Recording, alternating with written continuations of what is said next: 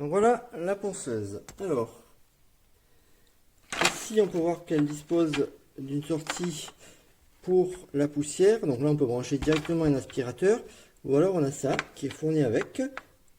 Voilà, petit récipient avec un filtre pour récupérer le plus gros de la poussière. Et il suffit, hop, ensuite on le referme comme ceci. Voilà, on l'enfiche là-dedans et on clipse ici. Voilà, ça c'est fait. Donc la ponceuse en elle-même, bon, elle est plutôt lourde, hein. Elle pèse son poids, en général c'est signe de qualité, mais bon ça va, de toute façon c'est fait pour être utilisé en appuyant, appuyé. Ici on a juste l'interrupteur, on n'a qu'une seule vitesse, hein.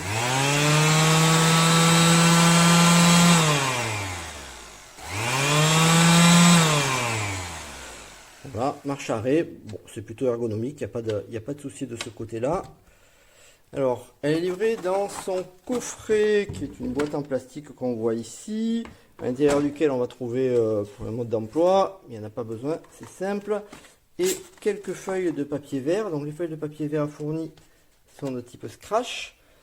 Ici, le plateau est fait pour recevoir ces feuilles-là. Donc pour les poser, c'est très simple, il suffit, c'est moins simple avec le téléphone, mais voilà, il suffit de les mettre ici, et voilà. Et là c'est fait, ça tient, on peut poncer, et pour les enlever il suffit de tirer dessus. Dessous on voit qu'il y a des trous pour l'aspiration des poussières. Alors on peut aussi mettre des feuilles classiques, pas à scratch, avec les petits ergots qui sont là, il y en a un de chaque côté. Voilà, on peut tirer, et ça va soulever cette partie là, ce qui va permettre de mettre par en dessous comme ça une feuille classique. Donc le petit défaut de ce modèle là, c'est quand même son plateau. Alors il faut savoir que le plateau ici, on va bien regarder. Voilà, on le voit, c'est de la mousse. Une espèce de mousse un peu dure en fait. Alors ça a l'avantage de protéger le support que vous poncez, hein. Si vous donnez des coups, ça ne va pas l'abîmer.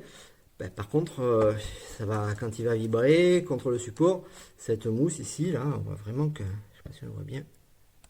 Voilà, on voit bien que c'est une espèce de mousse qui marque déjà. Donc ça c'est un peu fragile. Alors ça se change, hein. On peut acheter ça en pièces détachées sur internet et c'est super facile à changer. Mais voilà, c'est à savoir que c'est la partie un peu fragile. Alors moi c'est la deuxième que j'ai, donc c'est que j'en suis content. Mais bon, autre partie fragile, la première m'a lâché, parce que j'avais un faux contact au niveau de l'interrupteur. Bon après, vu ce que je lui avais mis, vu ce qu'elle avait poncé pendant des heures, c'est un peu logique. C'est pas non plus un outil pro. Pour moi, ça reste un outil grand public, solide. On n'est pas sur du bas de gamme, on est sur du moyen de gamme. Bon, voilà, c'est la deuxième fois que j'en achète une, c'est que j'en suis plutôt content par rapport aux ponceuses bas de gamme qu'on peut trouver. Franchement, ça fait le taf. Voilà.